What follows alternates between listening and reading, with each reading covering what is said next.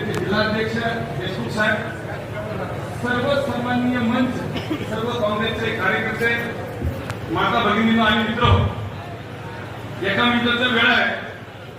आणि एका मिनिटात सुधाकर आनंद असं म्हणते की माझं मी भाषेच्या एका मिनिटातच करून टाका. तर काळे साहेब, तशा निवडणुकीच्या मैदानामध्ये संपूर्ण देशामध्ये अराजकता मांडलेली होती आणि संपूर्ण देशाच्या लोकांच्या मनामध्ये खळखळ निर्माण झाली होती की जो माणूस चहा विकता विकता पंतप्रधान झाला, ज्या संविधानाच्या